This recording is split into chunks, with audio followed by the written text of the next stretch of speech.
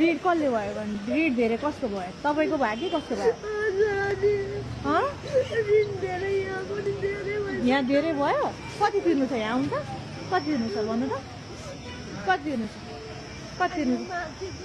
कति तिर्नु छ ल भन्नु त कसले के भन्यो तपाईँलाई भन्नु त भाइ कसले के भन्यो बहिनी उहाँको पैसा कति तिर्नु बाँकी छ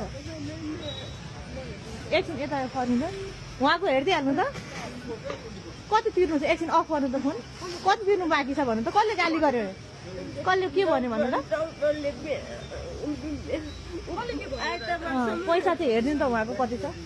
आइतबारसम्म पेमेन्ट गर्नु होइन भने बिमारी लानु अझै 4-5 लाख लाग्छ हजुर बोलाएर त्यसो भन्नुभयो मेन डक्टरले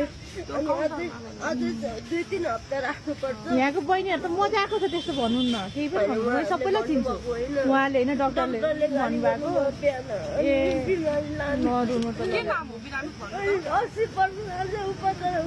छोरालाई जोगाउनलाई बिचरा हेर एउटा आमाले यस्तो चितकारलाई 15,000 यहाँ कति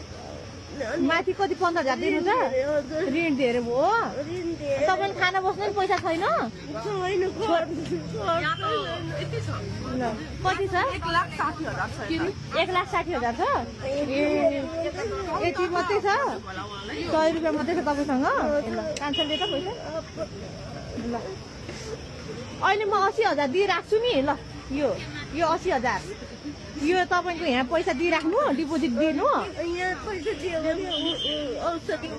म अरू यहाँ मोबाइलबाट तिर्दिन्छु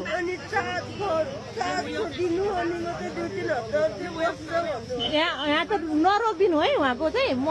उहाँ प्रशासनसँग पनि कुरा गर्छु म अनि यो चार्ज चाहिँ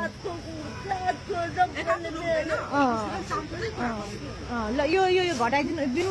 भन्दा तपाईँले माथि हस्पिटलमा चाहिँ माथि चार्ज हस्पिटल चार्ज अनि मेडिकलमा फाल्टो 15,000 छ यहाँ चाहिँ 30,000 छ है बाँकी अहिले हामीले एटिएमबाट निकाल्यौँ है पैसा नपुगेर